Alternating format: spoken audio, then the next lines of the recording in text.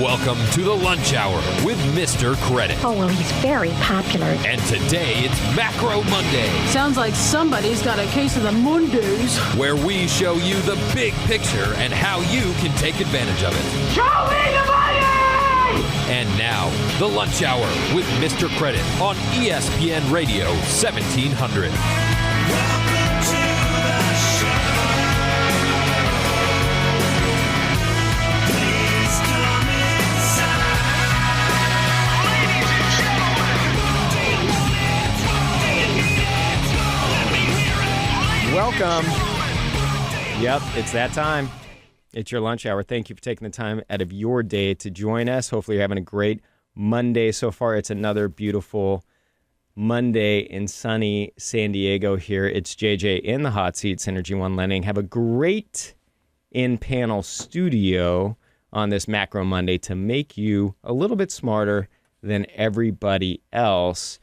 And, you know, coming out of the weekend, it's tough to get the real estate community to take their time sometimes to get in here because, you know, the weekend's the hot spot. I mean, that's when you're doing your business. A lot of times you're out and about, you're selling homes, or you're doing pre-approvals, you're getting people prepped for the financing. And here we come on Monday, and it's a busy day.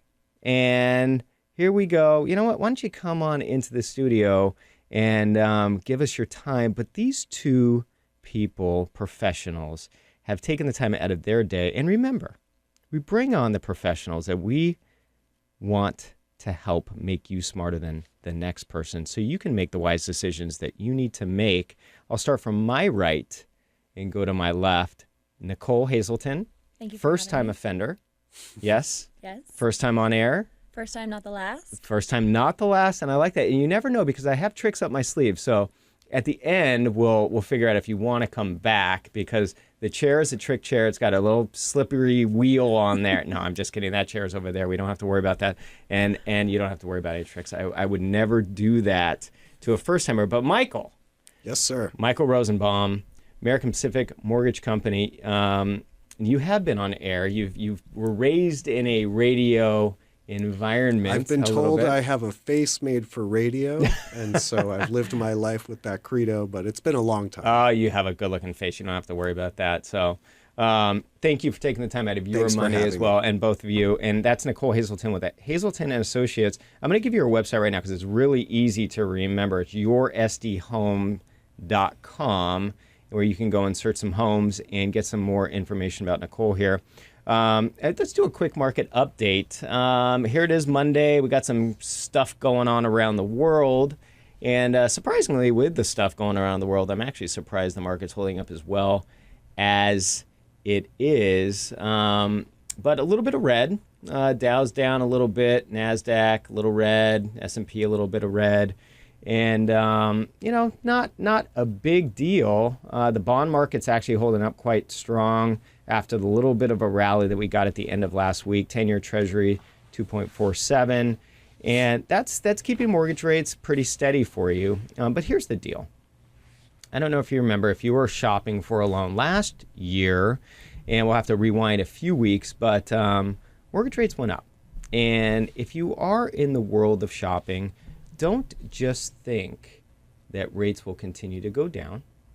Don't think that we're going to get in the low threes again, because you probably won't. So, you know, be careful about floating your interest rate. If you're comfortable with the rate and you feel good about the rate, just lock it in and be done with it, and worry about your moving trucks, because you have a lot more to worry about than an eighth in interest rate. People get a little too hung up on that. And we'll go to Michael to talk about that a little bit later in the show. Now, I don't know if you guys saw this article, but I think this is cool. You know, energy efficiency. We're in San Diego, Southern California here. Obviously, we're a very healthy, conscious-minded community or city, if you will. And you're seeing, you know, Teslas all over the place. Beautiful car, I might add. I have not driven one. But I probably would kill myself, if not somebody else, because there is a computer in the car, and I don't know if I could keep my hands off that thing while I was driving. And I think you can actually use it while you're driving. But have you guys, Nicole, have you been in a Tesla? Have I you have driven not one? been in a You Tesla. haven't? My brother-in-law just got one, but I haven't been able to get into it yet. Okay. So I'm pretty, I mean, it's a big screen. And I think you can actually, I mean, I don't know, maybe it shuts down, but I've been told you can surf the web while you're driving. Michael, have you been in a Tesla? I have not You haven't? yet, no. Beautiful automobile. And I'm not a huge car buff, but this caught my eye because it's a local company and we like to keep stuff local here. And this might just be because my first car was a 1964 Volkswagen convertible. But there's a local company that is actually taking old school classic Volkswagen Bugs. And when I mean old school, we're talking 1958 to 1966, pulls the engine and is replacing the engine with a battery operated motor. And it's pretty cool. It is pretty cool. The horsepower actually doubles. And, you know, one of the things I remember, I'll give you a funny story. This is just a quick funny story, but my 1964 Volkswagen, I did all the rehab on it, got it when I was 14 and a half. And I lived up in the LA vicinity, in the Conejo Valley up in Thousand Oaks. And I was going to Hollywood on a date. And I had put on myself these dual glass pack sort of mufflers. And I get on the freeway and one of the glass packs drops off. It drops off the car. And I don't know if you could imagine, but if you've ever heard the car driving around that is very loud because it doesn't have a muffler, well, that was my experience on my date. And I had to get off the freeway, go back on the freeway, collect my muffler, and here I am kind of dressed up now. I can't get under the car, put it back on. But the motto of that story is we don't need to go through that anymore because you just take it to this company. I have no idea how much it costs to get this all done. It's probably pretty expensive, but it's pretty cool that we're looking at different ways of taking old cars and making them efficient. And I just thought it was a neat story. Herbie goes green. Yeah, I like it. Yeah. And I mean, do you think this could, Nicole, do you think it could be a new fad? I think it could be. Yeah. I think a lot of new communities are designing their parking structures to allow for electric car charging stations. Yep. I'm doing tenant placing at one in Hillcrest that does that at Structure Loft. So And you get the best spots. Yeah, you That's do. what's cool. I mean, you're getting the best spots. I mean, Michael, what do you think? Well, similarly, I've noticed it in corporate facilities. I'll go to meet a client somewhere out here in the Mira Mesa or in the Carmel Valley area, and they have these stations now planted into the parking lot. And as Nicole pointed out, they're typically closest to the front door of the place. So it seems to be a trend to push people in that direction. I liked what you described because I don't love the design, the look of the Tesla or any of the hybrid vehicles, but the concept of being able to take the antique car and have the under the hood be environmental is pretty exciting, and I think would be exciting for a lot of people that have that junker sitting in the garage. Yeah, I think so. I mean, now I wonder how like the Mustang aficionados will, you know, when you take the 65 Mustang and convert that thing, you might get some looks, but you know what? It's going to happen. And I think it's pretty cool. I think that's, you know, what we should be looking at doing because I love those. The classic cars, it's a good deal. So I don't know if you guys saw this story. I mean, last week we had the feds come out. Janet Yellen did her kind of speech on the economy. And then we have all the earnings reports coming out right now. You know, the feds are a little down on housing. At least Janet Yellen was a little discouraged at the housing numbers across the country and what that looks like right now. The slowdown, I think she called it. And I don't know if we're seeing that here locally, but we'll get into that. And then you get all these earning reports. I mean, the banks come out firing. They're always like the first ones out of the gate.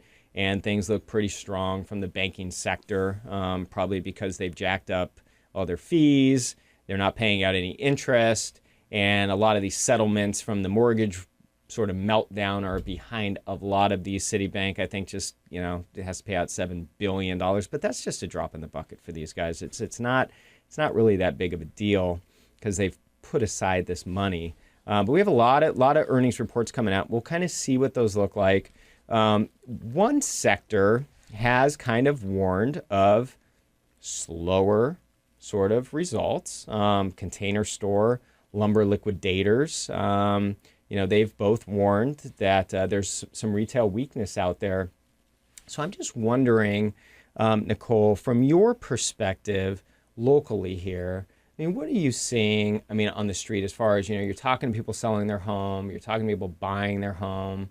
What are you seeing as far as, you know, how is their feeling on the economy? I think consumer confidence is pretty high in San Diego, but we're into our slowest June selling season that we've had in the last 3 years. Rates probably come into play for that a little bit. I think, consumers are expecting to have 3% rates again. And I purchased my house in 2007 at a 6.875, and that sounded darn good to me at the time. And I'm locked in because we have negative equity. But overall, foreclosures are on the activity's down. And on a national level, it's down 16% from where it was last year. But I do think that there are still a lot of people upside down, and they're just holding on to their properties. I'm seeing a lot of contractor remodels occurring all over town, across the county. And so I think people are holding tight. Mm-hmm. Yeah, that's a good thing. Michael, what are you seeing out there? When you're talking to people, let's talk about the interest rate aspect of it. And I you would think that comment plays that a part? My view's a bit more optimistic and hopeful, at least on our micro level. And I'd even expand that out through California, where I'll acknowledge my eyes don't really extend farther beyond that. But when I read the reports and I hear about consumer confidence or slowing and all that, what I see in our market is I did a refi that we closed this month for the buyer of last year and saw a 19% increase in equity. Mm-hmm. And we're getting them out of their FHA and removing PMI like that. And we're seeing that across the market. So locally, at least, we're having enough improvement. And I'll acknowledge I don't really watch the consumer piece, but I drive through Fashion Valley and my office is a block from Horton Plaza. People are spending. People are out shopping and enjoying their weekends. It's tough to find a parking space, out in the consumer space. And I think that all drives together. So in some sense, if the government's still throttling and helping to hold back rates and all that, that's because they're still guarded on a national level. We benefit in San Diego because we are improving on the equity side. In my experience, typically equity and rates move together. I'm not so sure we're seeing that right now. Last year we were at 3.5 until May 15th, but we've been in the mid 4s ever since. Move up an eighth, move down an eighth. Yep. We've been stable, but equity has grown. So that's a blessing for our marketplace. Yeah, and today. I think the Feds, whatever they're doing in the manipulation side on the back end, the consumer, just be thankful. Don't worry about it. Just be thankful because, theoretically, with their scaling back of their bond purchasing, interest rates probably should be higher than where they are right now. And on some of those government programs, FHA and VA, you can still be in the 3s, the higher 3s, but you still be in the 3s, which is insane that you can still obtain that today, given the circumstances.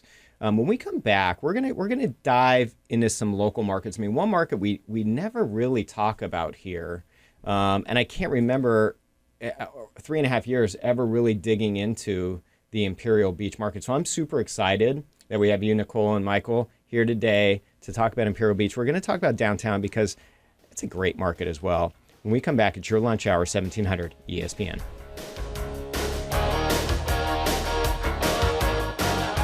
If you would like free advice from Mr. Credit, just call or text 619-786-7853. That's 619-786-7853. Welcome back to the Lunch Hour with Mr. Credit. And today it's Macro Monday on ESPN Radio 1700. Welcome back. It is your lunch hour, Mr. Credit here. It's JJ in the hot seat, Synergy One Lending. If you have any questions today, or you want to get in touch with our guests, it's very important. It's very easy. You can, a couple different ways. You can just email at mrcredit.org. You can go to askjjnow.com and shoot an email, give us a call, send me a text. I will put you in touch with Nicole. We have Nicole Hazelton with Hazelton Associates, and her website's super easy, yoursdhome.com, and it's a great site. You want to watch a video, see your blog. Michael Rosenbaum with American Pacific Mortgage Corp is our mortgage expert. And let's dive right in here head first. I'm very excited because we talk a lot about real estate on this show, but we don't get into this specific market, and I don't know why. And Nicole, maybe you can help answer that question for me, why Imperial Beach doesn't really get talked about. And maybe in your world it does all the time. It might just be a topic of conversation at the dinner table. I don't know, but it just isn't on this show. But I know recently you met with one of the mayoral, am I saying that right? It sounds weird coming off the tongue. Mayoral candidates. Yes, okay. Sometimes, I got to retrace my English classes. What's going on down in Imperial Beach? I mean, from a political side, we'll talk about housing, but just on a political side, what's going on down there? Well, IB is changing rapidly, and I think it's starting to gain some traction and momentum. There's a lot of first-time home buyers and a huge military presence, so we have a lot of VA buyers. More recently, though, we had a new hotel open up on the beach. We have our first oceanfront, very nice boutique Marriott hotel, where Cohen actually opened a restaurant. It's called C180, so we can dine on the beach for the first time ever in Imperial Beach. It's starting to have those boutique followers of the Marriott really, venture out into South Bay San Diego because our beach is clean. We used to always say that it's sharky and dirty and don't come, but as a real estate agent, that doesn't work very much anymore. I don't think you want to put that in the MLS. Sharky, dirty, don't come to swim in our waters. It's like Coronado, but dirty. Yeah. So Imperial Beach, I mean, you're bordering on Tijuana. You are. Right? And how far north would you say it goes? I'd say you're about 5 miles north of the border. So you could actually walk on the beach to Border Park, which... my friends and neighbors are probably going to shoot me after this, but that's a beautiful facility. They have brand new facilities there to actually enjoy the beach at the border, and there's no tourists.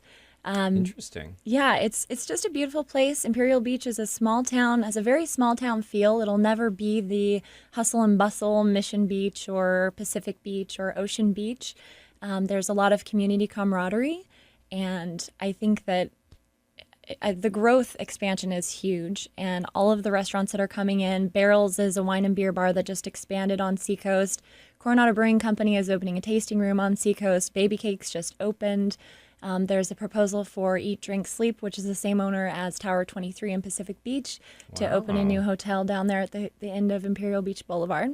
So if you're going to get into the real estate sector in Imperial Beach, now is the time before all this expansion, right? I mean, it sounds like almost a secondary downtown, but in a coastal community.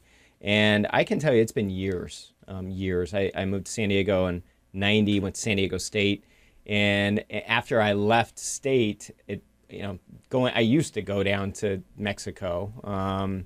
But haven't been down there. So, I mean, going to Imperial Beach, I think the last time I drove through there, my wife ran the Silver Strand Half Marathon, which kind of ends down close to Imperial Beach. And I ran that 3 times. Right, yeah. And, kind of drove out. But it's a cool place. So let's talk about the real estate market. I mean, what is happening down there? I mean, is it up? Is it following suit as far as everything else in San Diego? The real estate market is up. Last year we saw 19% appreciation, and year to date we're up at about 13-14% over where we were last year at this time. But the inventory, like everywhere else in San Diego, is still low. There are probably 20 properties under the $400,000 price point.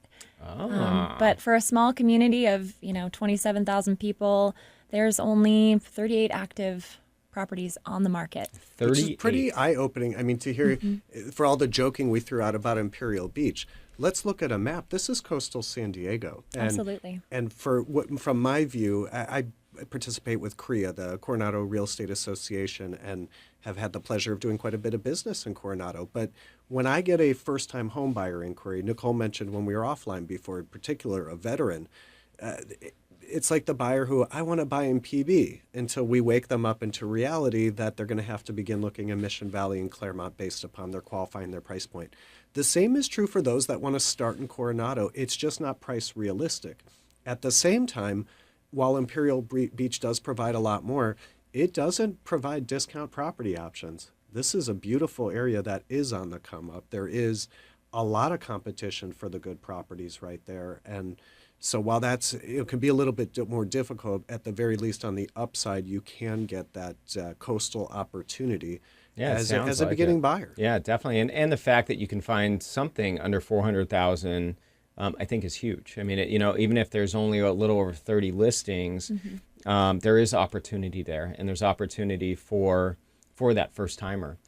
So I would assume, just being close to the border there, that there's a lot of activity from a buyer perspective of people that might cross over that border on a daily basis for work or family. Is that accurate? There could be. Yeah. I'm seeing a lot of VA homebuyers and first-time homebuyers, younger families, and a lot of gentrification happening in Imperial Beach.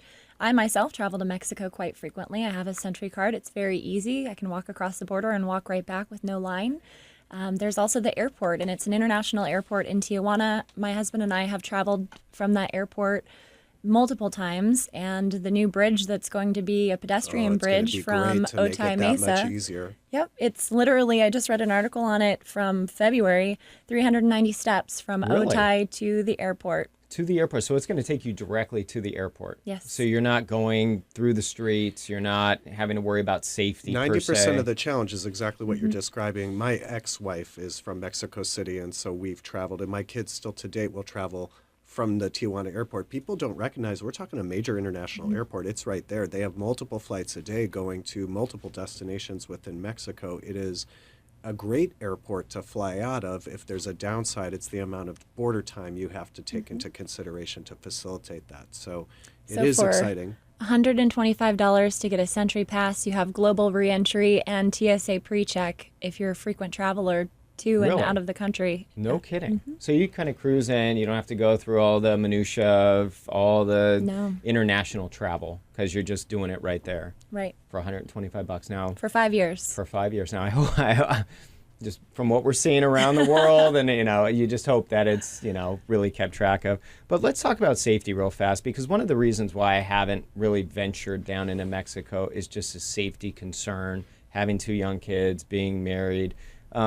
You go down all the time. I mean, you feel safe down in Mexico? I do feel safe, and Yeah. I think that the Mexican Board of Tourism is really trying to push the tourism, especially in the Valle Guadalajara, where you have a lot of wine tasting, and there's a beautiful country club in Tijuana for golf, and it's our backyard, and we should really be taking advantage of it. I couldn't agree more. I feel like, and it's not to discount the dangers that exist and cartels and all those things that we all read about, but it's all relative. I'm from Chicago originally. I remember when I traveled to Israel when I was in college, and my dear friend Janita said, "You're from Chicago, people get shot there every day." And meanwhile, my friends in Chicago were calling me, "What are you doing in Israel? They're dropping missiles every day." Oh, no, nobody gets hurt here. The same is true in Mexico. You just need to know how to travel successfully there, but you can have an outstanding experience and be guarded and protected. And I'll put it this way, those that I know that travel from Mexico or move here, they want to move into the Coronado Shores or into gated communities in Carmel Valley because they're afraid to get attacked here. So it's really, it's all relative. It is all relative. So, I mean, I think we can see, the indicators, the growth factor definitely is an indicator of the upswing in the real estate market down in Imperial Beach. Where are we seeing that? Is that the same sort of thing that can be taken and moved into other areas in San Diego? Are we seeing that downtown right now as well? Absolutely. Just that same downtown. sort of growth factor creating the uptick. 38 listings is not a lot for that sort of population down there. And as inventory levels have gone up in San Diego, we were at 3,000 or 3,500 homes just not that long ago in March, and now we're over 8,000. I don't know what the latest number is. But we're not seeing that down in Imperial Beach. So that's going to create that price pressure, and that's probably why you've seen the 19% annual, year-over-year gains down there, where in the other parts of San Diego it's closer to 11%. Well, I'm not so sure I agree. For San Diego at large, that 19%, that's what I've seen at least in, I'd say desirable areas. I'm trying to figure out what is an undesirable area.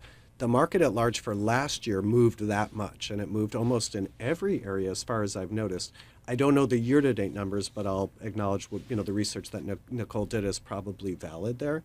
What I find interesting in your comment there, I also noticed the inventory increase, but the time on market has also increased. Yes. In the meantime, values continue to rise. I know it is Period. It's an interesting They're not dichotomy, moving together. right? You would think that the one would affect the other, Yeah. but it's really not right now. Well, normally it would. That's from a consumer perspective, more inventory means there's more, you see that time on market furthering out, and you figure that prices are going to come in a little bit, but we're not getting that pressure on the market, which is really interesting. Now, let's talk about just really fast. From an investor standpoint, is there investor opportunity down in Imperial Beach as well? As far as rentals? Absolutely. I mean, I think that the days of home flipping have kind of come to an end in Imperial Beach. There are still a lot of new developments coming, but Imperial Beach is about 77% tenant occupied at this time. So there are a lot of rental properties. And, that's something that I think that the city council and the new mayor in November will probably look towards, is to trying to really work on the home front and create more home buying opportunities versus renting. Yeah. But there is opportunity for investors. You could look at probably a 5 to 6% cap if you're buying a $400,000 property and you can rent it between $1,500 and $2,000 a month. Well, just the amount of tenant-occupied homes down there will tell me that there's opportunity existing down in Imperial Beach. When we come back, we're going to move a little bit north. We're going to talk about the downtown market. We have two local experts in the downtown market, Nicole Hazelton, your SDHome.com with Hazelton and Associates, and Michael Rosenbaum with American Pacific Mortgage Corp. When we come back, it's your lunch hour, 1700 ESPN. If you would like free advice from Mr. Credit, just call or text 619-786-7853. That's 619-786-7853. Welcome back to the Lunch Hour with Mr. Credit. And today it's Macro Monday on ESPN Radio 1700. Welcome back. JJ Synergy One Lenning. It's Mr. Credit. Thank you for taking the time out of your lunch hour to join us and hopefully make yourself a little bit smarter than everybody else. We have a great in-panel studio today to help along with that. Nicole Hazelton and Associates, and Michael Rosenbaum with American Pacific Mortgage Corp. So let's move north. Before the break, we were talking about Imperial Beach, which I love that segment just in the sense that we never talk about it. And we could probably have a whole show just on Imperial Beach, just because nobody's ever talking about it. I think it's a great area that people need to know about it. I mean, lots of homes, 400,000 or under, great VA buyer sort of market. And we'll talk about the VA buyer a little bit later. Let's move north just a little bit because you're talking about growth, right? In Imperial Beach, I mean, they're growing. They're growing with restaurants. I mean, it's amazing. Marriott's opening places on the beach. The Cohen Family Restaurant Group is opening restaurants. I don't know, and they're opening restaurants all over the place. But just the fact that they are going into that marketplace says that it's, they're growing in the right direction, and some other places. So we've seen that in the downtown market. The downtown, I mean, we just have an amazing downtown. I mean, the convention center just keeps on growing, keeps on bringing people in. We got Petco Park down there, these amazing buildings, the new library. It just keeps getting nicer and nicer and nicer. So what's happening? I mean, I know both of you are experts in that sort of marketplace. Michael, I'll go to you on this. I mean, what do you see going on downtown right now? I think you just nailed a big piece of it. Is I view downtown as the land of opportunity. When we look at San Diego, downtown, while being the oldest part of our community, in some sense it is quite very much the newest. It has not been a place for residents historically. That community has grown up in the last 25 years, and really in the last 15 in a whole new way, with the majority of condo towers that you see right in front of you have been built over the last 15 to 20 years, and we now have a resident community that lives, works, and I'll speak for myself. I live in Little Italy with my two children. I am a family resident in downtown. That didn't exist in the past. So one of the things that attracted me to build my business around downtown, to move my family, it is the lifestyle and culture associated with being in an urbanized setting. But it really is also the opportunity. I'll mention just quickly, I sit on the DCPC, the Downtown Community Planning Council. That is our neighborhood planning group for downtown. We are regularly seeing applications for developments of new condo build. I wish more condos, but apartments, hotel developments, restaurants. We are a pro-development group because we want to see the infill of these parking lots to become activated and get rid of the blighted areas that are kind of a remnant of the past. So, I would just say my comment on downtown is that we have an exciting future ahead of us.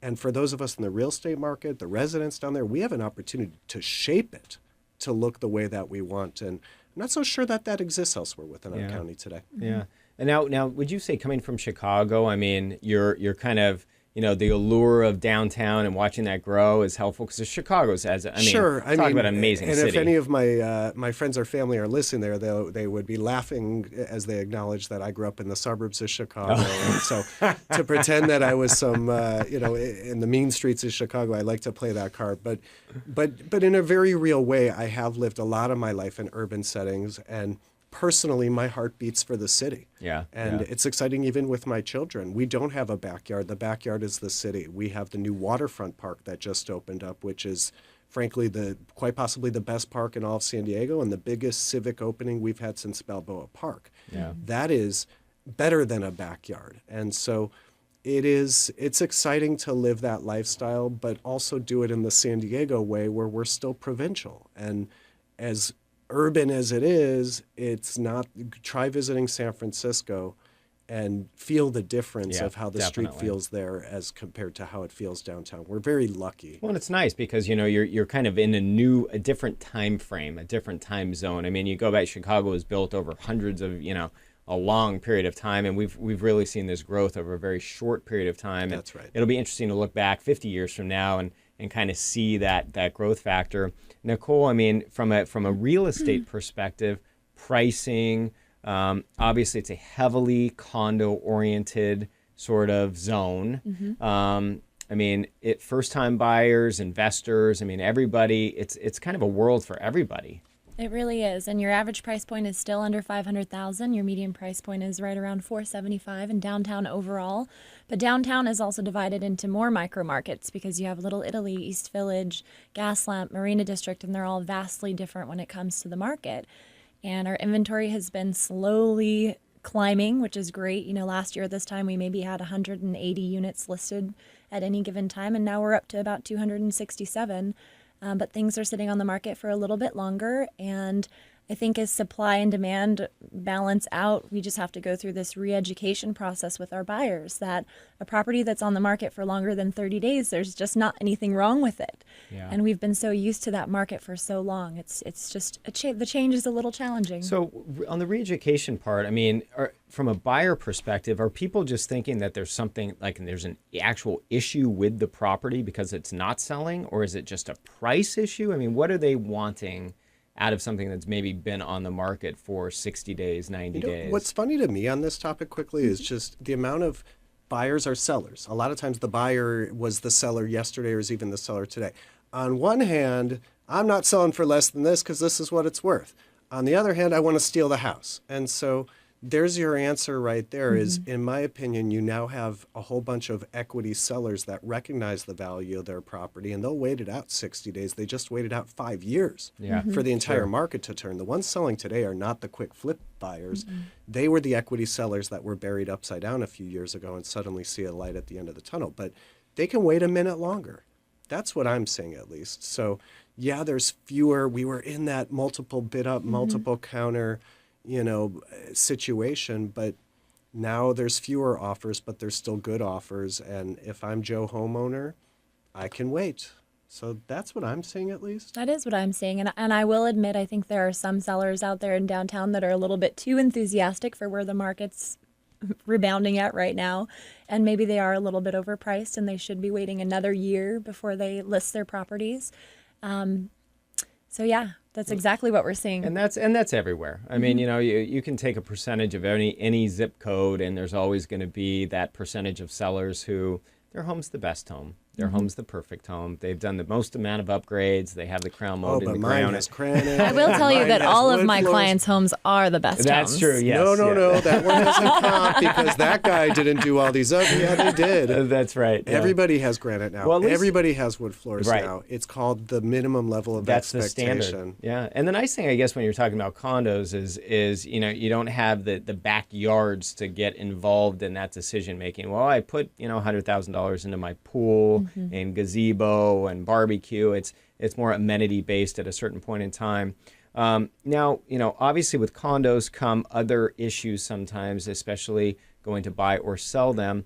And I think, kind of the elephant, if there was an elephant in the area for quite some time, it was the litigation problems and so many different buildings. I mean, Michael, what are you seeing down there as far as the litigation problems? Quite a bit. And it's funny, I was just pulling up my master list in the background, prepping for this piece.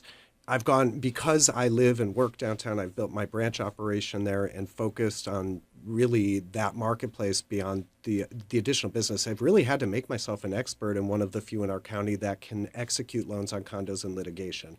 Right now, there are approximately 30, unfortunately, well, some settle, some go in. And we track this. I think our last update was about 2 months ago. There's roughly 30 buildings. There's 90 condos total. That's 1/3 of all condos in downtown are currently in litigation. The most common, if not in all cases, those are claims of construction defect. So there is a 10-year period of a statute of limitations in California for the homeowners association and building to sue the developer for claims of construction defect. Mind you, is the mark falling down? Is Icon falling? To date, Nicole, has any building fallen down in downtown? I don't think any building I has haven't fallen noticed down. any, and I live on the 12th floor in Little Italy. I have a pretty decent view to notice that sort of thing.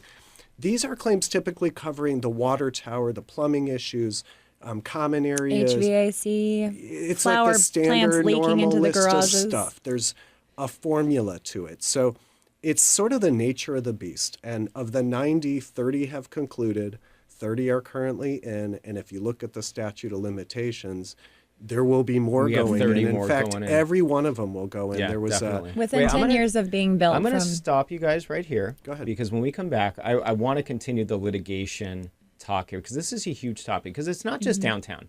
You find litigation in condos all over the county. So when we come back, it's very important that we continue this discussion on condo litigation. It's your lunch hour. We have Michael Rosenbaum, American Pacific Mortgage Corp., Nicole Hazelton, Hazelton and Associates in-house today with JJ Synergy One Lending. We'll be right back.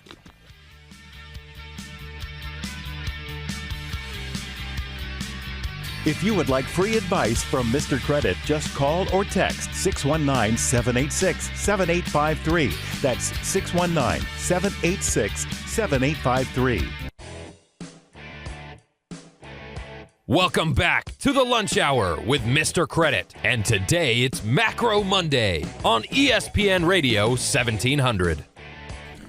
Welcome back. It's your lunch hour, Mr. Credit, 1700 ESPN, JJ, Synergy One Lending in the hot seat. If you have any questions about anything that we're talking about, if you want to get in touch with our guests, very easy. Email at mrcredit.org. You can go to askjjnow.com.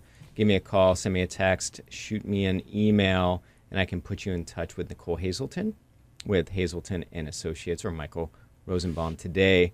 Before the break, we were talking about litigation in condos, and we were specifically talking about downtown. However, litigation comes up all over the place, and there's condos all over the place. It's a huge thing because we have a couple experts in the downtown market. 90, a little over 90 buildings downtown. 30 are kind of out of litigation. 30 plus are in litigation. We probably have 30 to go in litigation. So this is something that you need to know about. Michael, I think the biggest thing that we probably both come across is I want to buy a place in this building. I'm being told that it's in litigation. How can I get a loan? I want to do an FHA loan. I want to put 5% down.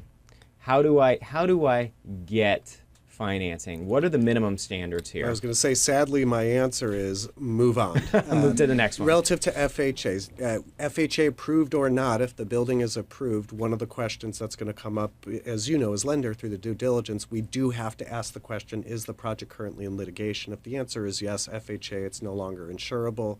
Next. For conventional financing, you say 5%, 10% down. Sadly, if it's construction defect litigation, it's non-warrantable by Fannie Mae and Freddie Mac.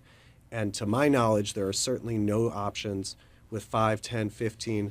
The minimum standard for financing is going to be 20%. So I'll speak on the positive side. With all the traditional options out the door, I and amongst others, and I'd say fairly confidently within the marketplace, there's just not that much out there. You're going to need 20% down as a minimum down payment. The maximum loan amounts will be equal to the conventional standards. So for our marketplace, 546, 250 is currently what we call the conventional jumbo loan limit. So we can go up to that loan amount with 20% down on owner occupied, 25% on a second home, and 35% down on an investment property.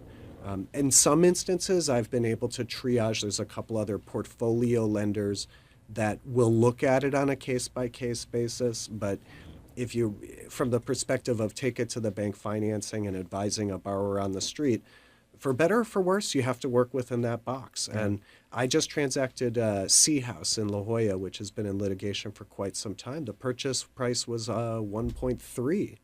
So yes, 20% down, but no, they had to put more like 65, 70% down to get to 546, 250. That buyer was glad to finance the last 546, 250, and the market rate is roughly 0.25% worse than the otherwise normal rate. And that's not bad So at for all. scratch and dent financing, you could do a lot worse. And let's talk about this. I mean, let's say I'm coming to you. I'm putting my offer in with Nicole here. She's writing my offer up. Am I looking at a 30-year fixed loan? What am I looking at as the type of financing? Yeah, great question. And this comes up because, well, again, for myself being a specialist in litigation, you commented it comes out of the market as well, not just in San Diego. I'm strong online. My website, caloansource.com, has quite a bit of information about litigation, downtown condos. I get more calls from Joe Realtor out of the area, let alone buyer who just spent 60 days running in circles while the listing agent is wondering why the deal isn't closing, only to have the underwriter blow. We've seen this exercise downtown over and over. We've learned those lessons. So I do see that fallout coming from across the marketplace on average. I'm sorry, of course, I've lost track here. Your question was... Well, I was just, I mean, are we talking about normal 30-year fixed financing? Yes, I'm sorry. Yep. So that question comes up quite a bit is, what are the terms of financing? The answer is normal 30-year fixed, principal and interest mortgage loan. They also have ARM products, but for the most part, clients are going with that. Rates about 0.25% higher than the market. So if your conventional loan was at 4.5 today on that scenario, you might be at 4 3/4. Yeah, that's no great. additional costs and financing fees. Believe it or not, it's the same as the market. It's just a question of does bigger it fit? down payment. I mean, I take it a step further. The investor is actually securitizing these loans to fit Fannie Mae and Freddie Mac standards. They're doing so because the litigation might actually settle. And what Michael's talking about is if they can fit those Fannie Mae, Freddie Mac standards, when the litigation does settle, they can then sell these loans into Fannie Mae and Freddie Mac's books. Now, Nicole, one of the things, I mean, I'm a buyer. I love the condo. It's the perfect place. It's in litigation. I have the 25% to put down. Is it a good time to purchase the condo? I mean, that's going to be a question in my head. Is it a good time to buy the condo when it's in litigation? I would say it depends on the building. And after further review of what the litigation actually is, most of the time it's just, standard defects in a property before it hits the 10-year marker with the developer. And I would say it's definitely a good time because what we've seen with some buildings that have come out of litigation in just the past, 6 months to 8 months is a true value appreciation overnight.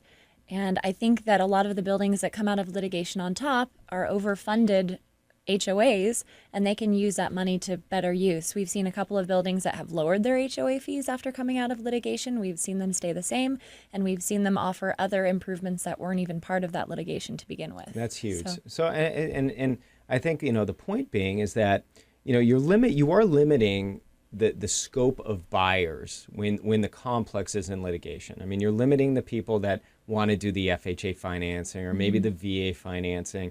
You got to have a bit down. Now, the benefit here is that the people buying are stronger buyers traditionally. The condo complex, the building in whole, is going to have a stronger ownership because people are putting a lot of skin in the game to get the type of financing.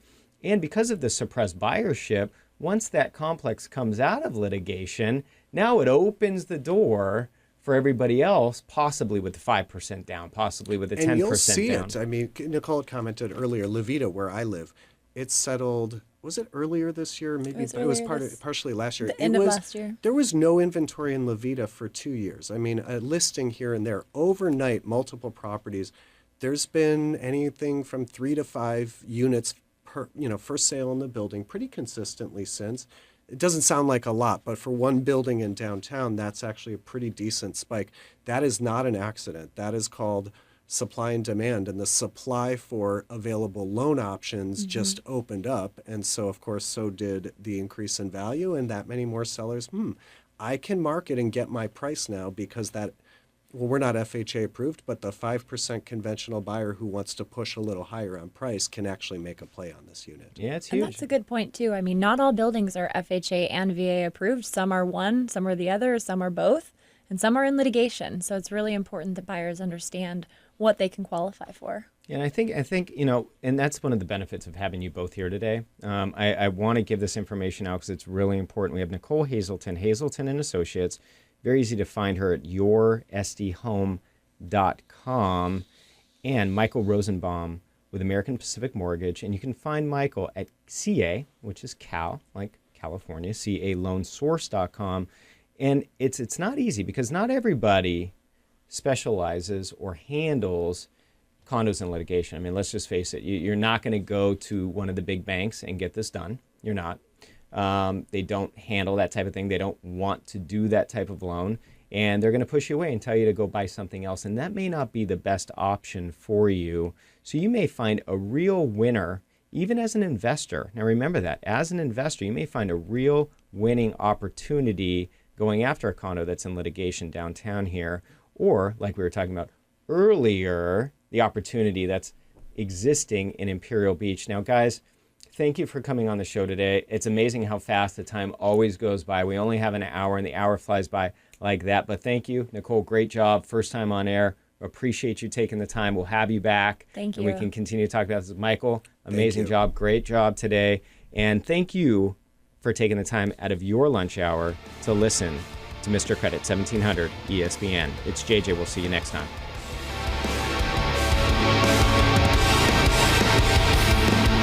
If you would like to contact Mr. Credit or access any free offers mentioned on the show, just go to mrcredit.org. That's mrcredit.org.